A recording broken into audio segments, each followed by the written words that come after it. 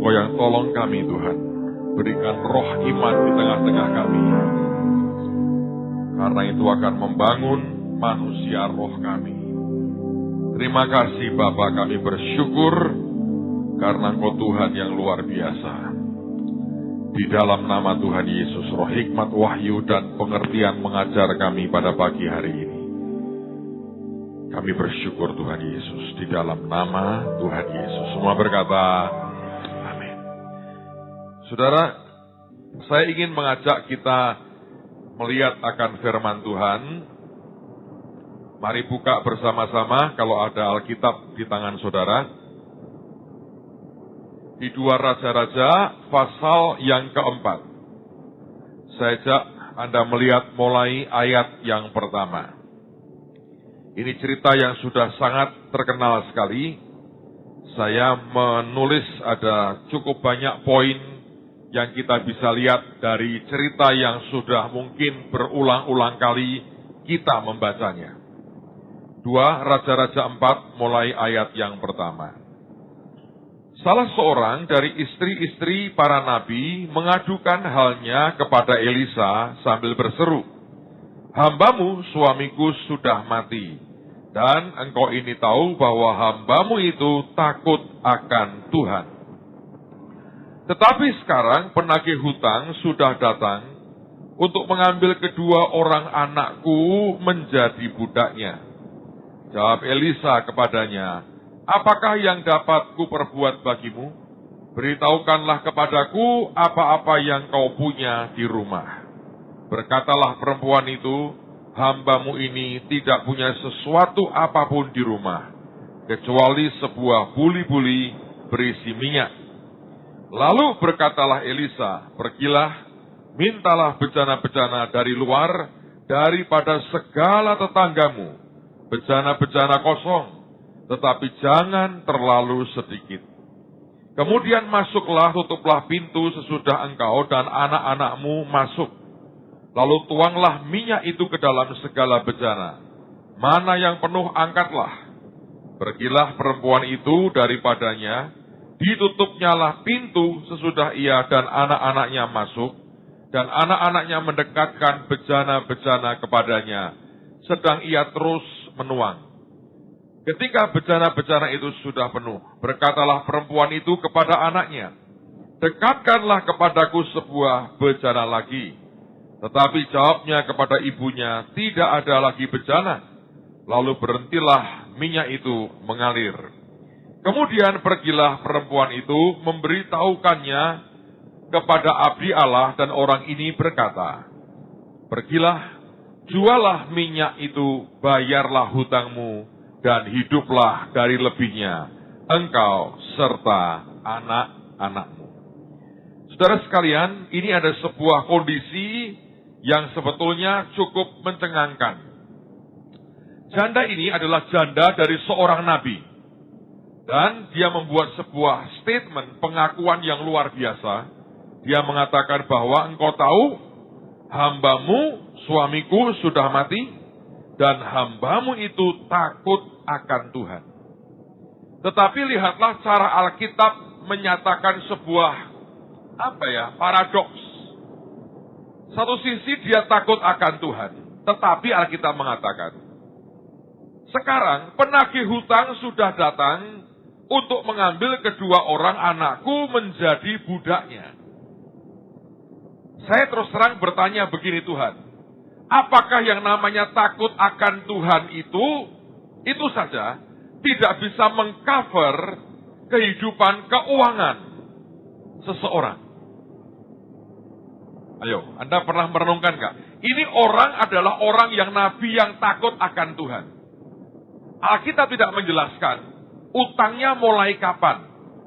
Apakah dimulai setelah suaminya meninggal, tidak ada orang memberi persembahan kasih, dan Elisa Incorporation tidak ada uang dana pensiun, sehingga jandanya terpaksa harus utang sana utang sini. Padahal Alkitab mengatakan orang yang baik meninggalkan warisan buat anak-anaknya. Tapi kenyataannya adalah orang yang takut akan Tuhan ini, ketika dia mati, ledakan persoalan muncul dalam diri keluarga yang dia tinggalkan. Yaitu hutangnya banyak. Dan bukan hanya hutang banyak, tidak terbayar. Dan bukan hanya tidak terbayar, anak-anaknya siap diambil untuk sebagai pembayaran hutang dan akan dijual sebagai budak. Bayangkan sebuah kondisi di mana seorang nabi, anak-anaknya tidak bisa jadi nabi, malah jadi budak oleh karena keluarganya punya utang yang gede dan tidak bisa membayar. Saudara, tapi inilah sebenarnya kenyataan di dalam kehidupan kita sehari-hari. Saya sering kali mendengar orang berkata, Pak, saya sudah berdoa, sudah baca Alkitab, sudah perpuluhan, sudah nabur, sudah ini. Kenyataannya mana, Pak? Beberapa orang malah berkata, Pak, saya ini full timer. Yang kaya-kaya itu yang bisnis, Pak. Saya tidak. Karena itu saya berhenti jadi full timer. Ada yang mengatakan, Pak, saya ini pekerja gereja. Jemaat diberkati, pekerja gereja menderita. Kesimpulannya gimana? Itu teman saya juga staf gereja, Pak. Tapi dia laris, diundang ke sana kemari. Saya nggak ada yang undang, Pak. Saya tawarkan diri pun tidak mau. Mungkin kartu nama saya kurang bagus. Saya pernah dengar Ekman berkata, singa tidak perlu kartu nama. Saya meong, Pak. Lah, lain cerita kalau itu. So, ini pertanyaan loh. Ini serius, saudara. Di tengah-tengah, bayangkan, kita bertahun-tahun kalau nari pakai emas-emasan. Terakhir saya komplain berat. Saya bilang, aku mau yang real. Nah, Anda ternyata puas kok dengan emas yang tik-tik. Itu kalau ditumpuk begitu, tangan satu kuat itu kan terlalu menghina lah menurut saya. Itu aslinya kalau 3 aja, haleluya tuh saudara. Ini 5 ditumpuk bisa begini-begini. Masa Salomo, gitu-gitu. Anda diam saja. Ya sudahlah, itu kenyataan profetis. Jadi sebetulnya juga kita lihat itu gak berkata, amin. Sebentar lagi gua kalau narik gini. Karena berat. Gak ada di pikiran kita. Itu buatnya gimana ya? Pakai kertas emas beli di mana ya? Jadi saudara hanya bersyukur dengan barang tipuan itu. Bukan tipuan lah. Tiruan, lebih tepat, bukan tipuan. So, ada problem di sini. Saya melihat ada sebuah gap besar antara apa yang kita yakini dengan kenyataan yang kita alami. Dan banyak orang mengeluh. Mau murtad sungkan dikira karena uang kok murtad. Tapi bertahan juga berat. Dan setiap kali kita diajari, kita buat pengakuan firman itu kan luar biasa. Barang yang indah-indah, ada ayatnya tuh, masuk semua. Gak ada, Pak. Yang dapat cuma Pak Yusianto. Istrinya namanya Bu Indah soalnya. Bu Indah datang terus. Yang lain, aduh, nama istrinya bukan Indah, jadi kurang indah rupanya. Oke. Jadi apa ini masalah saudara? Satu sisi, ini kan orang ini takut akan Tuhan. Kondisi dia mati, anaknya mau diambil oleh. Karena nggak bisa bayar utang keluarganya. Ini kan gap ya, antara apa yang sebetulnya dihidupi secara rohani dengan kenyataan secara keuangan. Ini kondisinya. Kita mungkin tidak bisa membahas seluruhnya, tapi izinkan saya mengajak Anda melihat beberapa poin. Nah, hal yang bagus adalah si janda ini datang kepada Elisa. Dan dia mengadukan. Dia mengadukannya begini. Ini loh, kami ini takut akan Tuhan. Suamiku tuh takut akan Tuhan. Tapi kenyataannya keuangan kami seperti ini. Berapa banyak orang sebetulnya teriak yang sama. Dan sebetulnya mau berkata, buat apa takut akan Tuhan?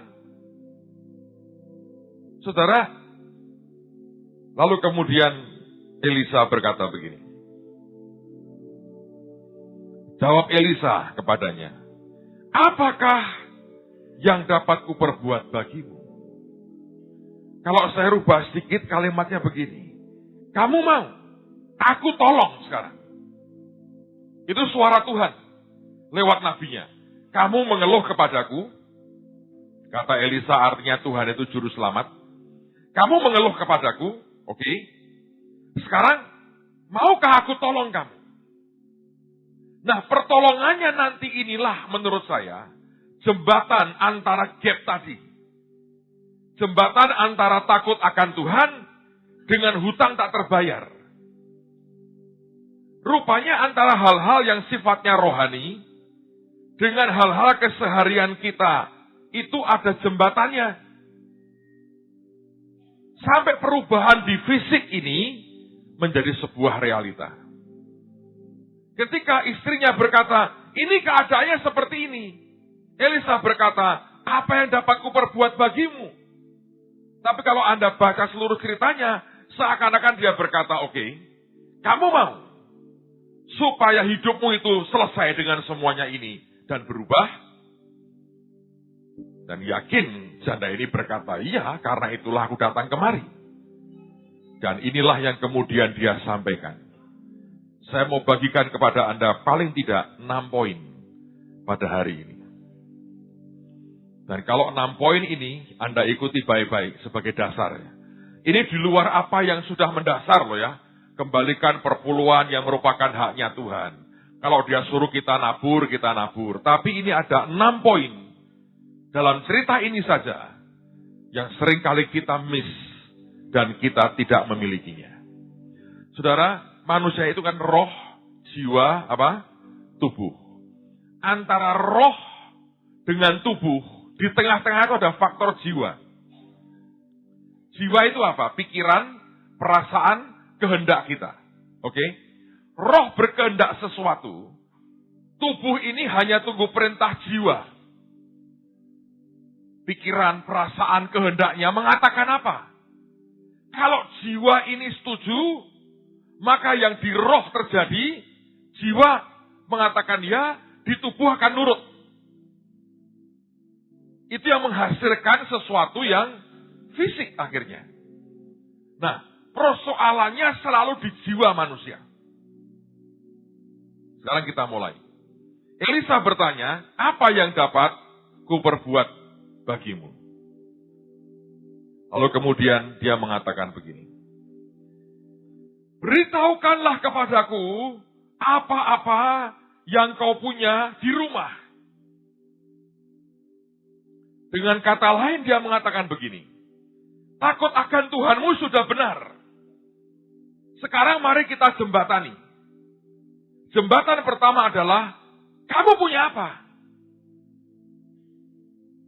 Bahkan dalam bahasa Indonesia dikatakan, beritahukanlah kepadaku apa-apa yang kau punya. Apa-apa itu artinya lebih dari satu kan? Lu punya apa saja di rumah?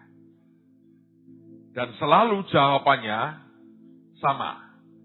Ini orang yang rohani dengan orang yang rohana, jawabannya sama, saudara. Tahu jawabannya? Berkatalah perempuan itu, hambamu ini tidak punya sesuatu apapun di rumah. Selalu ngomongnya gini, nggak punya. Kalau yang orang yang rohani banget, dia berkata gini, saya memang nggak punya apa-apa. Saya adalah hamba yang tak berguna. Dengerin ya, itu omongan hanya oleh orang yang sudah melakukan pekerjaan dan tugasnya. Kalau Anda belum melakukan apa-apa berkata, aku hamba tak berguna, memang lu tidak berguna. Ya serius. Itu ayat saudara, jangan Anda pakai melabeli dirimu untuk sebagai excuse engkau tidak berbuat apa-apa. Ini pertanyaannya Nabi, Apa-apa yang kau punya, nggak punya. Satu, karena Anda orang yang super rohani. Kalau Anda baca omongan Yesus, setelah kau mengerjakan semuanya, setelah kau mengerjakan loh, katakanlah. Tapi sebelum kerja apa-apa ngomong begitu, ya memang sungguh tak berguna. Kalau Anda ke Malaysia termasuk veteran, laskar tak berguna. Nah ini pertanyaan ini sebetulnya mau berkata gini, lu punya apa sih? Dia mau berkata gini, start mulai dengan sesuatu yang kamu pasti sudah punya. Pasti. Amen, saudara. Nah, tapi saya nggak punya apa. Waduh, salah produk dong Tuhan. Tidak ada satu manusia pun, bahkan sebetulnya ya, orang cacat sekalipun, maaf nih, yang lahir dengan tanpa potensi apapun di dalamnya. Saudara tahu itu pria yang cacat tangan kakinya, Nick siapa? Saya diberitahu teman-teman, Pak, istrinya cantiknya luar biasa. Ayo, tangan nggak ada, kaki nggak ada. Tidak ada belayan, tidak digandeng, tidak dipeluk. Ada perempuan katanya sangat cantik. Mau jadi istrinya. Lalu beberapa Anda mungkin pria-pria mengatakan gini, kenapa pilih dia? Sebab ternyata yang tidak punya tangan dan kaki ini mengeluarkan semua yang Tuhan taruh di dalamnya. Sedang Anda yang merasa ganteng menurut Anda sendiri. Anda berkata, saya nggak punya apa-apa. Anda pernah dengar Pak Yusak cerita? Orang sampai berkata beliau sering berkata, saya lahir sebagai anak idiot. Punya potensi nggak anak idiot itu? Jangan bilang nggak ada loh, dokter gigi loh saudara. Jabut nggak keliru loh, bener-bener. Bukan gigimu yang dijabut loh, gigi beneran. Lulus dokter gigi zaman kuno itu susah. Satu mata pelajaran nggak lulus, gugur semua, rontok semua. Bisa tuh. Sekarang apa yang kau punya? Selalu jawabannya, nggak punya apa-apa. Ya sudah, game over saudara. Tommy Barnett pernah tulis buku bagus, Miracles is in the house. Mujizat itu ada di dalam rumah. Ini ya, janda yang utang ini. Dia dimulai oleh Tuhan mujizat dengan apa yang dia punya di rumahnya. Minyak sedikit. Janda Sarfat dengan tepung dan minyak yang di mana? Di genggamannya itu. Ya kan? Air berubah jadi anggur. Itu datangkan air pam dulu atau ngambil dari air yang sudah ada? Sudah ada. Tempayannya di mana? Ya di rumah itu. Peristiwa 5 roti 2 ikan. Andreas berkata, di sini ada seorang anak yang punya 5 roti dan 2 ikan kecil. Di sini, bukan di sono. Di sini. Mujizat itu dalam rumah. Sekarang Tuhan mau tanya dengan saudara. Apa yang kau punya? Nggak mungkin nggak punya. Apa walaupun sedikit? Persoalannya begini. Saudara ini terlalu menolak dirimu sendiri. Karena engkau membandingkan dengan orang lain. Minyak sedikit Anda bandingkan dengan Pertamina, ya Anda mengatakan nggak punya apa-apa. Tapi Tuhan tidak tanya apa yang orang lain punya. Saudara itu punya apa? Saya memulai pelayanan itu bagian angkat-angkat barang. Karena di tahun itu saya hanya merasa punya tenaga. Itu aja. Lapar cari gudeg saya, mesti makan banyak. Saya hanya punya tenaga. saya pakai ngangkut barang. Terus saya mulai ngerti, saya bisa gambar kok. Saya ikut dekorasi. Badan cukup besar kok. Kalau retret bagian keamanan. Ya cuma itu yang saya tahu saya punya. Khotbah boro-boro, saudara. Background saya minder sekali. Tapi minimal dari apa yang punya ini, yang dihadapkan berikanlah ke Tuhan. Kalau engkau duduk menantikan Tuhan, kapan kau menghampiriku? Ini maaf ya. Bartimius buta aja dia cuma lewati kok. Ketika dia teriak, dia berhenti. Sebab Tuhan tidak menjawab kebutuhan. Tuhan merespon iman kita.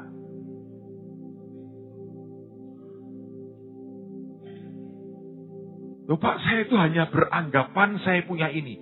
Anggapan itu sebuah kekayaan ternyata. Karena Alkitab berkata kalau kamu tidak punya apa yang kamu anggap kamu punya akan diambil daripadamu. Anggapanmu aja diambil, saudara.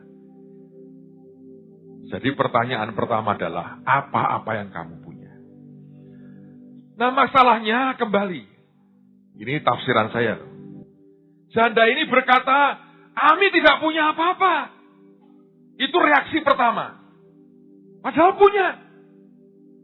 Terus sadar. Hanya minyak dalam buli-buli kecil. Sekarang saya mau tanya. Yang digandakan apanya? Minyaknya toh? Soal jumlahnya setetes, 2 tetes gak masalah.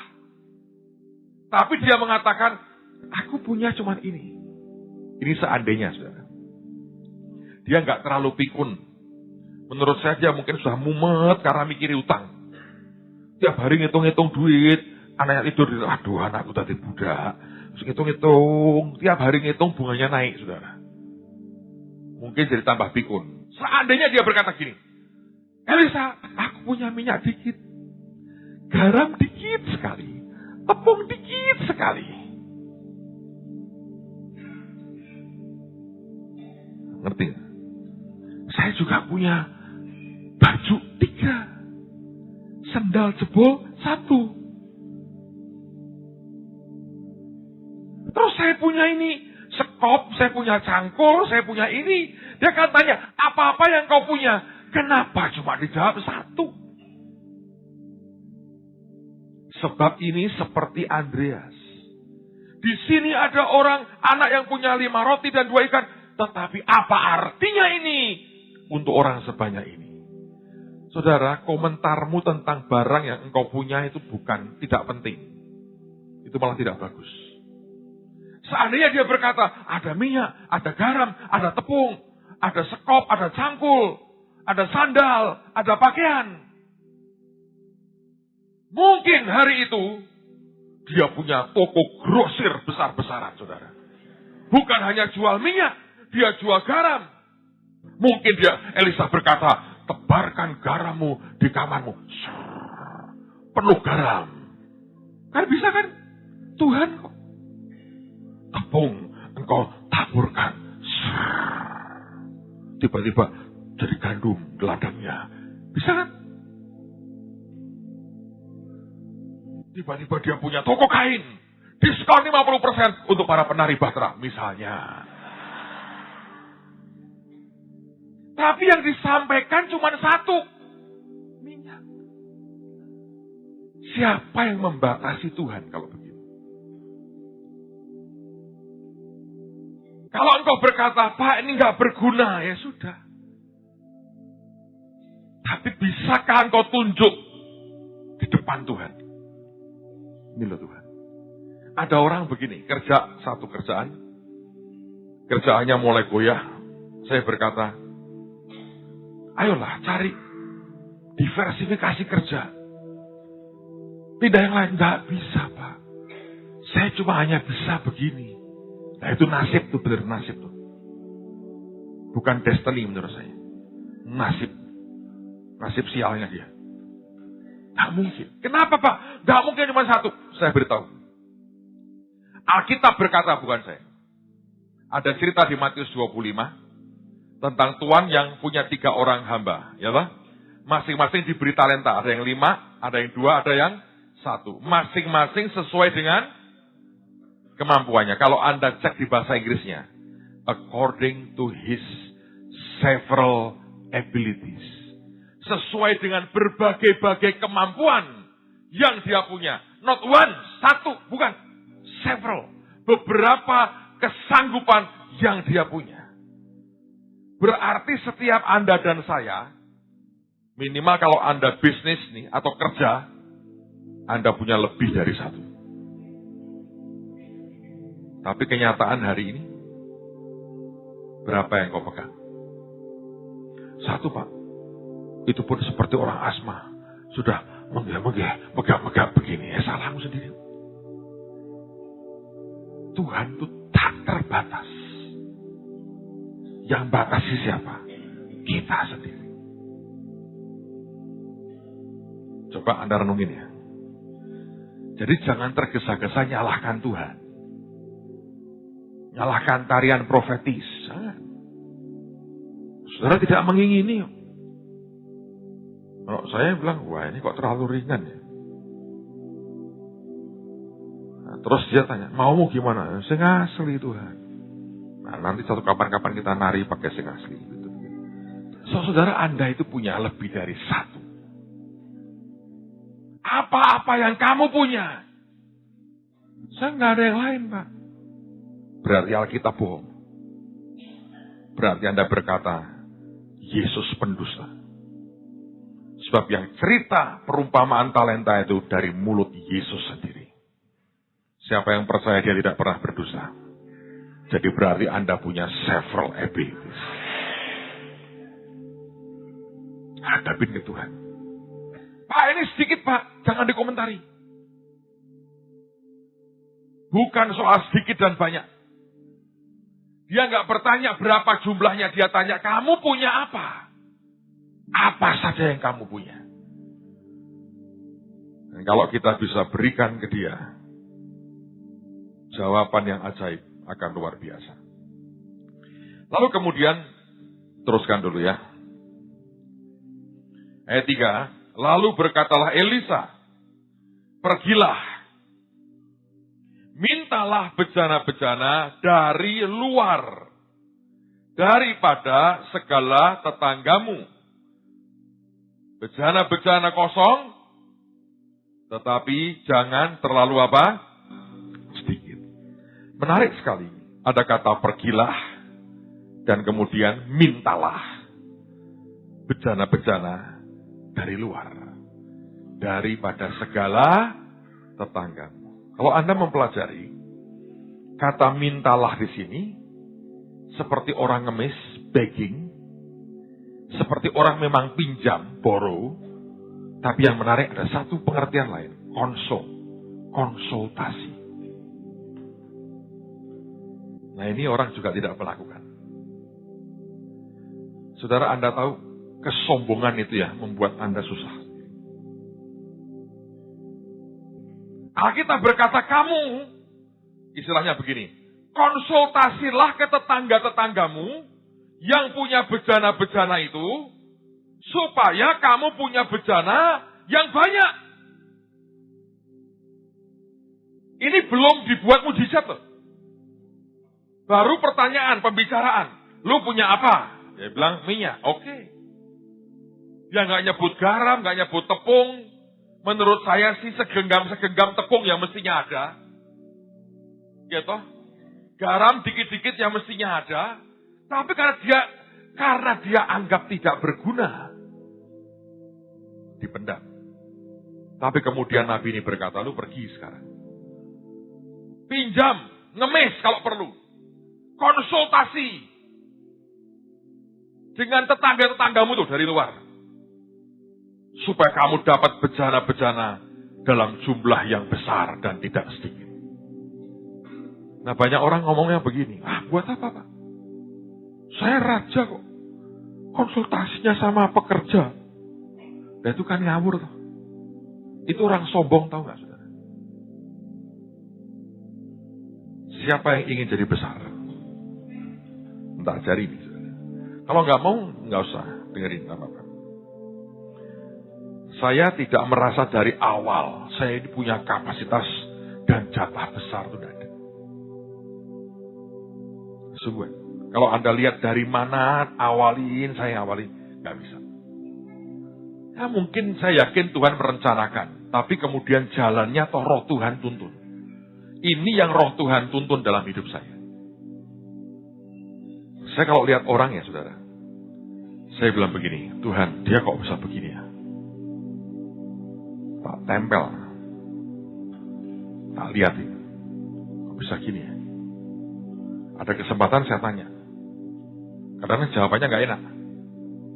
Tapi itulah saat konsultasi tanpa dia tahu. Saya tanya ini, tanya itu, tanya ini, tanya itu. Sampai sebuah titik, ketika saya sering ke luar negeri, saya bukan cuma khotbah. Saya pergi ke tempat-tempat yang akan membuka mata rohani saya dan jiwa saya ini. Dulu saya sering banget KKR tempatnya Beni. Di stadion kira-kira minimal 10.000. Zaman itu sudah, luar biasa. Duduk, saya lihatin ini, 10.000 ya. Mata ini dibiasakan melihat. Tapi saya kalau dengan dia, tanpa sepengetahuan dia, saya bisa kenali orang-orang staf-stafnya dalam-dalamnya. Dia nggak kenal saya tadinya. Saya kenal banyak dengan stafnya. Ketika tahun lalu di Semarang, saya sebutin namanya satu-satu, dia kaget. Kamu kenal orang-orangku ini? Kenal.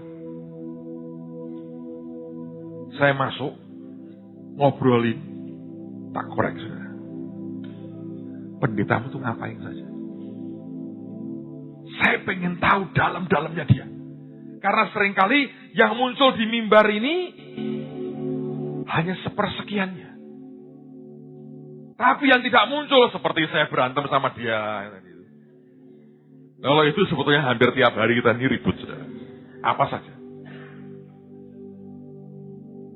Tadi nyinggung bawang, saya bilang ya Kain itu kenapa ditolak persembahannya? Dia kan petani. Saya yakin tuh ketika dibakar semua oke. Wortel dibakar masih oke. Kalau wortel itu Anda kalau makan barbeque Jepang kan ada wortelnya di situ. Tuhan masih nice seger lah. Terakhir dia kasih bawang di situ.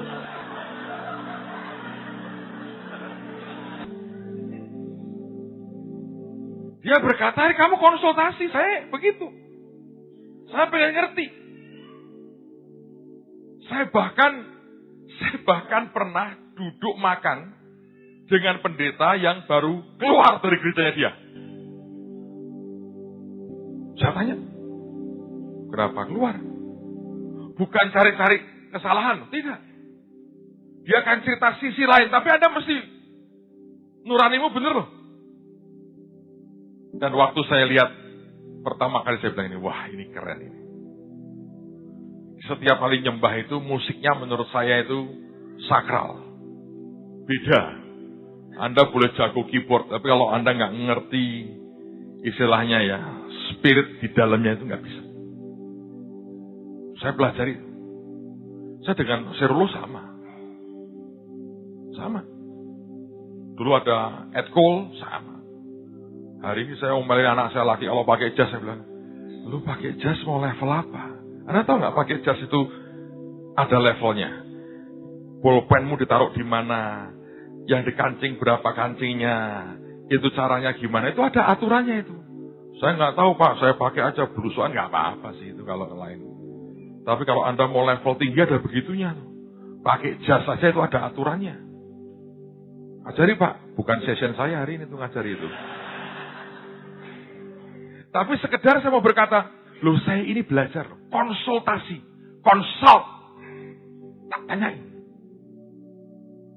Mau dengan dia konsultasi berantem dulu. Lah kalau saja emosi keluar pengajarannya tuh. Yang tidak mungkin keluar dari mimbar. Keluar. Nah memang repot, harus berantem dulu baru keluar, nah itu masalah. Anda nggak berani sih berantem sama dia. Masing-masing punya gaya. Ada yang kalau sudah tak ajak makan di restoran enak cerita semua. Kalau ini percuma. Saya dibawa ke tempat-tempat yang haleluya kok. Yang saya nggak doyan maksud saya. Jadi saudara harus mengerti. Ini dia berkata kamu konsultasi tuh. Untuk apa? Memperbesar kapasitasmu. Nah kalau orang minder lain lagi. Orang minder itu ya, Anda tidak mau belajar dari orang lain. Ini bukan soal mengkopi orang lain loh. Tidak. Saya punya panggilan beda dengan siapapun. Saya tahu ini unik panggilan saya. Tapi saya mau belajar dari banyak orang. Perbesar kapasitas. Gedein.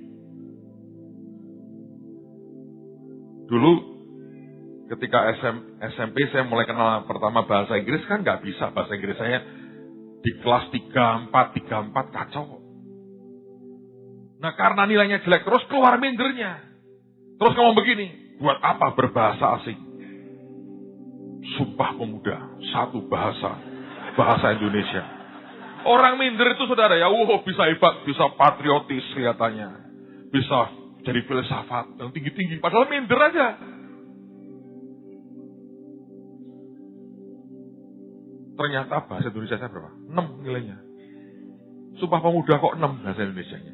Itu hanya alasan berkata, lu kagak bisa, tidak punya tenaga ngejar, terus excuse.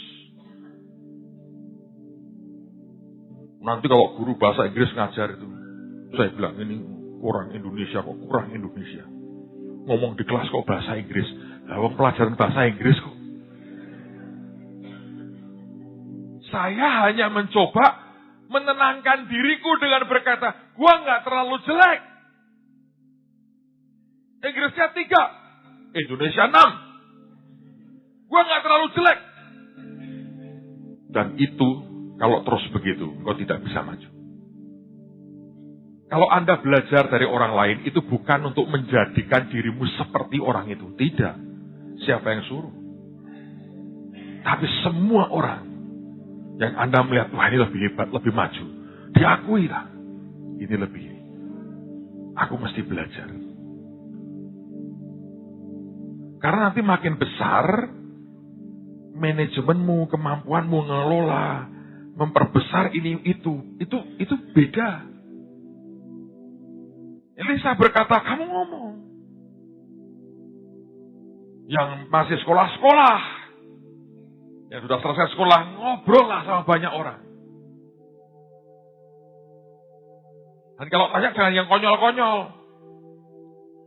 Pak, mengapa Bapak sekarang tidak pakai sepatu? Itu konyol. Nah saya akan jawab, ya beliin saya dong. Itu. Tanya itu yang esensial. Anda tahu ini bagus buat saya. Jangan tanya yang cuma sekedar pengen tahu. Sekedar informasi yang gak guna buat hidupmu. Belajar, konsultasi. Dia bilang kamu pinjam, lu minta dari sekitarmu. Dan dibilang jangan terlalu sedikit. Artinya kapasitasmu harus gede.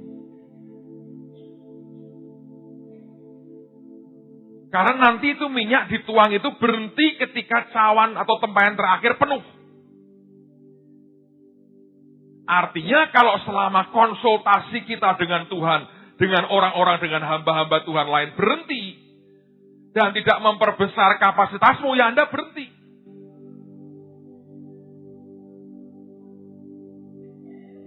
Amen, saudara. Nah seringkali orang diajari gak mau. Dan yang gawatnya yang disalahkan Roh Kudus. Oh saya ngeroh saja Pak. Yang ngerok, serahlah. Tapi mari belajar. Karena ini gapnya harus dijembatani. Kalau tidak, ini akan masalah. Jangka panjangnya akan sangat masalah. Saya misalnya bangun holi, saudara. Itu gak ngawur-ngawuran. Saya memang berdoa. Pak Yusak dapat firman. Dia ngomong gini, mimbar di sini nih, saya masih ingat. Yang sekarang kita bangun. Mimbar di sini nih. Itu pernyataan Tuhannya mengatakan mimbar di sini.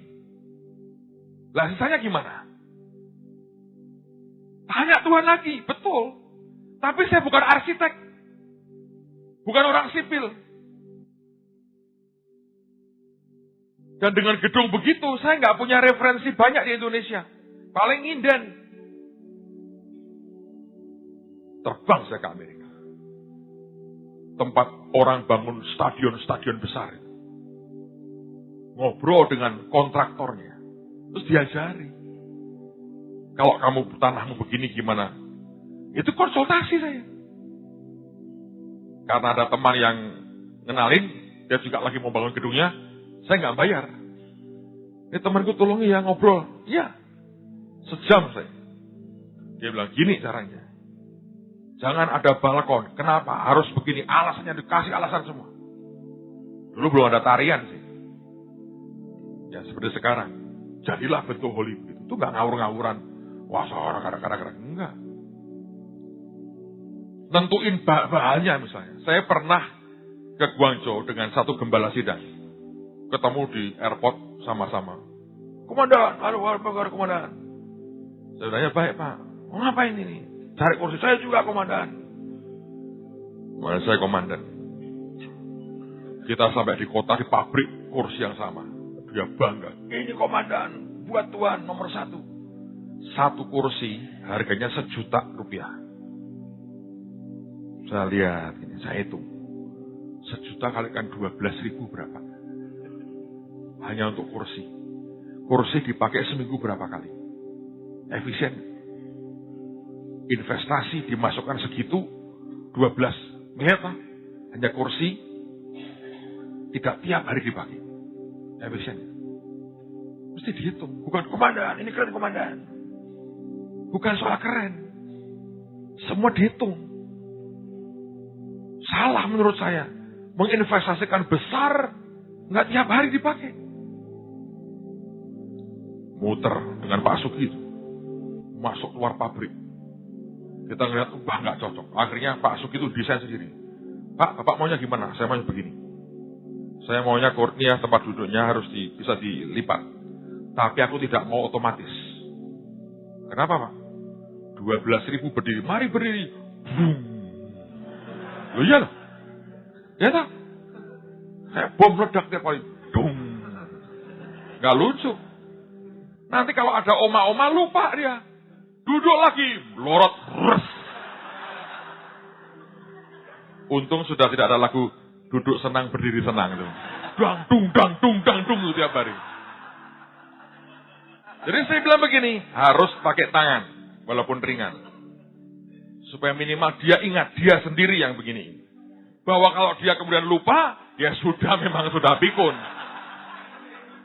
Bukan karena begini, karena dia sendiri kan. Semua itu didetailin. Ujungnya beli di mana? Pabriknya Bekasi. Dari Guangzhou sampai Bekasi. Murah. Cuma sepertiga. Si yang komandan. Ngikut akhirnya. Begitu ada anak buahnya orang terkenal itu datang ke gereja di JKI lihat ini. Berapa Pak? Sekian. Waduh. Gembala saya mau beli yang. Saya bilang 1 juta. Bapak tahu. Ya manggil saya komandan saya suruh beli yang begituan. Saya bilang Bapak berapa sekian ribu Pak? Hitung Pak. Langsung telepon. Cancel semua. Ngikut. Beberapa gereja ngikut kan. Pabriknya itu menurut saya etikanya baik. Setiap ada gereja membuat yang persis. Ditelepon Pak Sugi, Pak permisi ya. Ini ada gereja juga membuat yang persis sama. Ya kita nggak minta apa-apa. Tapi itu kan etika bagus. Jadi kita tahu berapa yang sudah niru yang kita punya. Tapi itu dari mana cara mikirnya? Ya begitu. Nggak ngawur-ngawuran. Jadi konsultasi lah, ngomong dengan banyak orang. Itu memperbesar kapasitasmu. Anda mau kerja apapun, dengerinlah orang ngomong apa. Anda ngerti. Dari yang kadang-kadang berpikirnya yang awas ini, ada yang prospeknya bagus. Nah, Anda combine, itu akan memperbesar kapasitasmu. Dan Tuhan memberkati Anda. Oke, berikutnya. Ayat yang keempat. Kemudian masuklah, tutuplah pintu sesudah engkau dan anak-anakmu masuk. Lalu tuanglah minyak itu ke dalam segala bejana, mana yang penuh, angkatlah. Yang ketiga, Anda mesti belajar nutup pintu. Saya membacanya sebagai secret place. Ini bagaimanapun saudara ya, tetap ada hal-hal pribadi nanti yang beda. Masing-masing Anda dan saya. Ada sentuhan-sentuhan yang secret, yang beda. Yang gak mungkin itu sama karena pribadi kita beda. Ada beberapa yang common, yang artinya secara general itu berlaku universal. Tapi nanti ada hal-hal yang secret. Itu bisa nyangkut akan feeling. Gitu. Gak ada hitungan apa-apa kayak feeling. Sebagian orang pakai namanya kepekaan. Saya harap kemarin Anda sudah terima semua. Mata bisa melihat, telinga bisa mendengar. Pakai gitu. Itu secret place. Itu gak ada di textbook, gak ada. Gak ada. Tutup. Itu hanya antara Anda dengan Tuhan. Itu sentuhan pribadi yang beda. Saya kok lihat orang-orang nyembah itu ya, saya bilang gini. Ada yang nyembahnya itu, saya bilang, ini gak punya secret place nih orang ini. Gak punya sentuhan pribadi dia dengan Tuhan, gak ada. Nyanyi aja, tapi ada yang punya. Nah, kalau itu dikeluarkan, saudara, sentuhan pribadinya itu membuat berbeda. Nah, ini juga faktor. Setiap orang kalau Anda dengar ya, mesti ada itu. Ada sentuhan yang beda. Anda dengar Pak Yusak beda, Pak Daniel beda, Pak Hadi beda, Ibu In beda, Bu Burani beda. Semua beda. Ada sentuhan sangat pribadi mereka dengan Tuhan sendiri. Nah, itu hanya bisa dengan Anda tetap bangun keintiman dengan Tuhan. Hubungan dengan dia. Ngerti? Jadi dia mau tanya dulu, kamu ini punya apa? Yang kedua, konsultasi, ngomong. Banyak orang belajar. Supaya diperbesar kapasitasmu. Tapi yang ketiga nanti, ada sentuhan pribadi. Aneh. Nah, itu kalau Anda ikutin ya, itu tempat itu rahasia sekali. Tapi tiba-tiba Anda bisa bergeraknya aneh. Nah, orang berkata, ini aneh nih orang ini. Arahnya kok begini ya? Nanti tiba-tiba meledakannya luar biasa. Ada secret place-nya. Dan ini nggak bisa dibuang. Ini tidak bisa dibuang. Kalau Anda tidak punya sisi ini, timpang. Sebab tetap ada sentuhan Tuhan yang ajaib. Cepat-cepat. Nomor 4. Kita lompat ya, ayat 7. Kemudian pergilah perempuan itu memberitahukannya kepada abdi Allah dan orang ini berkata, pergilah, jualah minyak itu, bayarlah hutangmu dan hiduplah. Dari lebihnya engkau serta anak-anakmu. Sekarang saya mau tanya. Pada waktu minyak itu dilipat gandakan. Persoalannya selesai atau belum? Belum kan? Utangnya masih ada kan? Apa yang dia perlu pelajari setelah itu? Belajar apa? Menjual. Belajar menjual. Menurut saya ya, beliau ini penjual hebat. Bu In. Anda punya produk apa, suruh dia, Bu, tolong jualkan. Nanti ayatnya dari Kidung Agung. Saya begitu romantis. Sampai wahyu yang menyeramkan keluar semua. Ujungnya Anda beli produk itu. Saya sih biasa-biasa, tapi ini luar biasa. Belajar jual.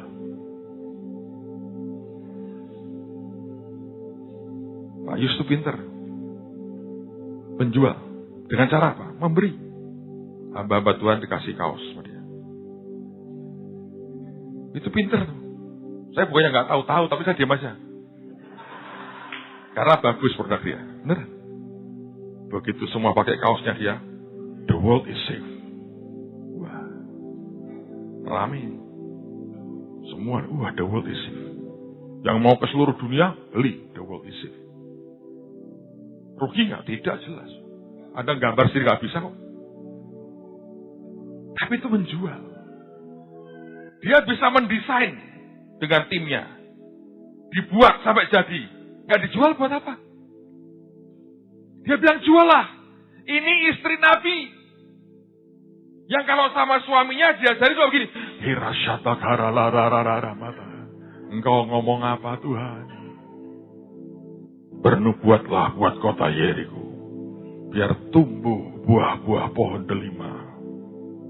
Yeriko, tumbuhlah pohon delima. Selesai. Sekarang dia bilang gini, jualah. Caranya gimana? Itu mesti keluar, tawarkanlah. Ngerti gak saudara? Menjual. Nggak mau. Engkau bisa menghasilkan produk apapun, kau punya apapun. Itu belum selesai persoalannya. Jual. Kata menjual artinya let other people know. Biarkan orang lain tahu. Kalau saya hamba Tuhan, saya jualan apa Pak? Tanda petik saya jualannya loh. Ya saya sampaikan pesan Tuhan toh. Tapi untuk itu saya mesti belajar. Kalau saya malas belajar, ya itu nggak menjual.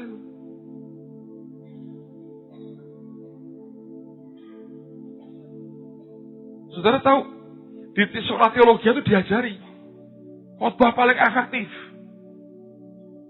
Ternyata diteliti, story, cerita. Yang paling hebat Pak Yusak memang.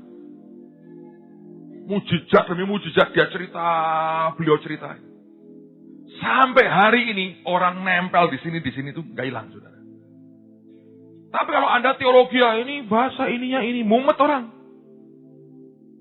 Satu cerita mungkin bisa jutaan hal yang akan keluar.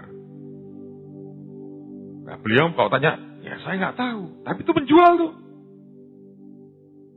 Yang beliau tidak tahu tuh hebat sebetulnya. Tapi karena hati hambanya dan tidak pernah merasa dari dirinya, nggak akan mungkin beliau cerita seperti saya cerita begini. Tapi itu bagian dari kehambaan yang ajaib. Tapi Anda tahu nggak? Menjual. Kaset khotbahnya dicari orang sampai sekarang. Sampai sekarang.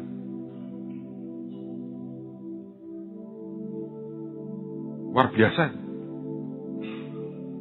Saya masih ingat dulu di Jawa Timur nih saudara ya. Kalau beliau datang ke Surabaya, waduh. Persekutuan yang tidak dapat jadwal beliau gentar. Nyedot masa. Itu rombongannya besar. Selasa khotbah di Manyar. Yang di kampung mana habis Selasa itu saudara. Nyedot hilang. Semua begini. Kan gak apa-apa ya. Gak datang sekali di persekutuan itu. Tapi semua mikir yang sama. Ikut rombongannya. Ikut. Saya pas di Surabaya itu. Ada pendeta ngeluh. Wah, sepi ini pasti persekutuan saya. Loh kok bisa kamu tahu? Pak Yusak datang tidak khotbah tempat saya Pak. Sepi Pak. Nah terus kolektoran tuh aku kolektoran.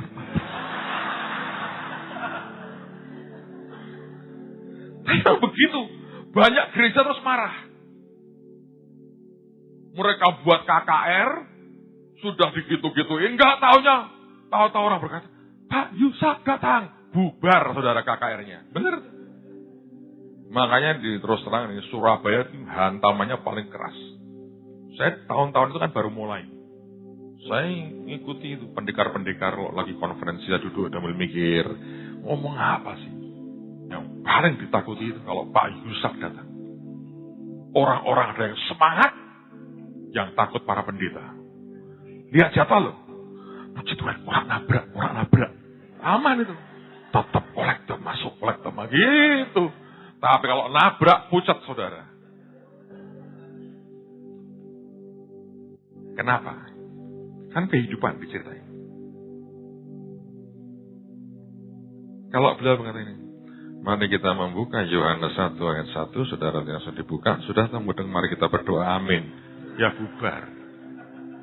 Anda kan pengen ngerti jalan dengan Tuhan seperti apa. Saudara pikir kabar baik itu tidak menjual? Oh, menjual. Kabar baik, good news, Injil. Ini belajar, jual. Apa yang kau punya, biarkan Tuhan menggunakannya. Yang lain diberkati. Ada. Saya yakin akan luar biasa. Oke, poin yang keempat Anda mesti belajar menjual. Yang kelima, lihat ya. Dia berkata, pergilah, juallah minyak itu. Terus apa? Bayarlah hutang. Anda mesti ngerti prioritas. Mana yang harus diselesaikan dulu. Jangan punya hobi ngutang. Utang harus jadi musuh yang Anda harus basmi. Pak, kan kalau kerja perlu modal. Memang. Modal kan perlu utang bank, Pak. Siapa yang bilang? Orang yang berhutang jadi budak orang yang ngutangi. Begitu Anda utang, Anda jadi budak.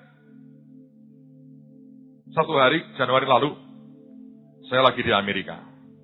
Pagi-pagi mau breakfast, saya keluar. Di sebelah itu ada McD.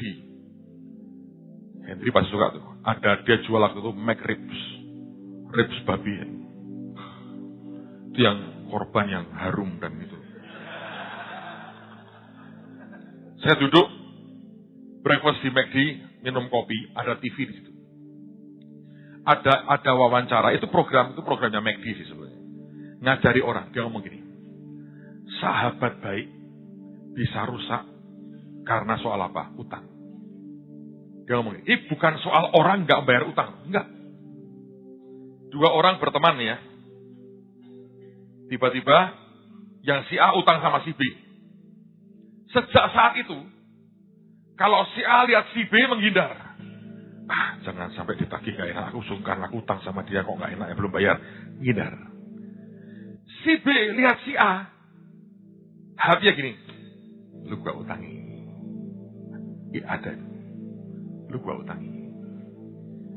Dan itu friendship, persahabatan yang muncul bertahun-tahun, retak.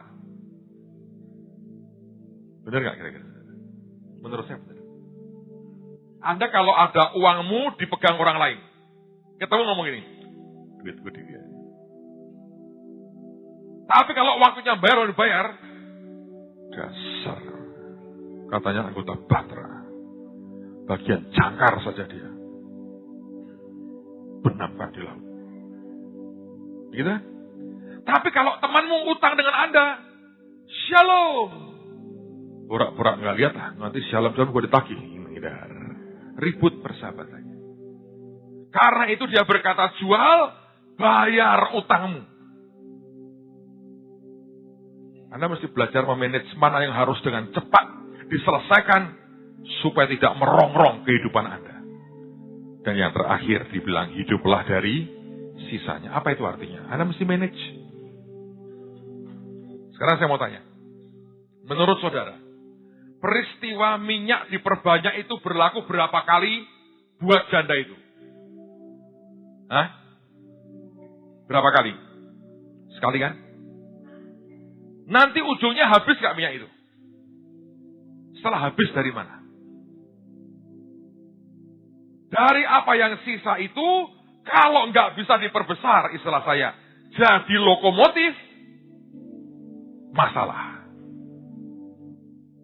Jatuh kepada lubang yang sama, tinggal tunggu waktu. Hasil penjualan minyak sisanya akhirnya habis. Anaknya tambah gede, butuh kuliah, butuh ini, butuh itu. Habisan. Mungkin Elisanya sudah mati. Mau ke siapa lagi? hiduplah dari sisanya. Lu manage dengan baik. Seringkali Tuhan memberi kita mujizat yang sangat luar biasa. Tapi kemudian mujizat itu ternyata hanya satu kali di situ. Dan kita selebihnya jatuh lagi. Ini mirip dengan survei di Amerika. Dapat dikatakan hampir semua orang di Amerika yang terima lotre, yang nilainya konon triliunan rupiah, dalam waktu sangat singkat, terbukti dia jadi lebih miskin dibanding dia belum terima lotre. Kenapa? Dia terima duit itu, utang semua lunas. Dia gunakan uang dengan tidak bijaksana. Dia spending sangat banyak. Dan semua orang-orang yang punya mobil mewah, rumah mewah, semua villa mewah datang ke dia. Dia pikir, ini murah. Dia tidak punya income segede itu lagi seumur hidupnya. Itu hanya sekali pukul, bang! Sekian waktu kemudian, konon nggak sampai 2 tahun. Semuanya jadi lebih miskin dibanding sebelum dia terima lotre. Utangnya banyak sekali. Sebab dia tidak pernah belajar. Sebuah mujizat Tuhan beri untuk Anda maintain dengan baik. Dan kalau itu merupakan kesalahan kita, jelas dari pihak Tuhan sebetulnya, Dia sudah memberkati kita dengan limpah. Waktu saya habis. Saya berharap saudara sekalian untuk season ini, saya berharap Anda belajarlah. Mari ikut Tuhan dengan bijak. Ikuti apa yang roh Tuhan mau. Di samping semua yang dasar, yang basic, yang seharusnya Anda dan saya punya. Amen, saudara. Ayo doa sama-sama. Tuhan, hambamu sudah sampaikan apa yang kau taruh di hati hambamu. Kau didik kami, kau ajar kami, untuk kami bisa punya hati yang bijaksana. Karena itu yang dibutuhkan anak-anakmu dalam hari-hari ini. Terima kasih Bapak, kami bersyukur. Kami bersyukur buat breakthrough terobosan kuat dalam hidup kami. Dalam nama Tuhan Yesus. Semua berkata,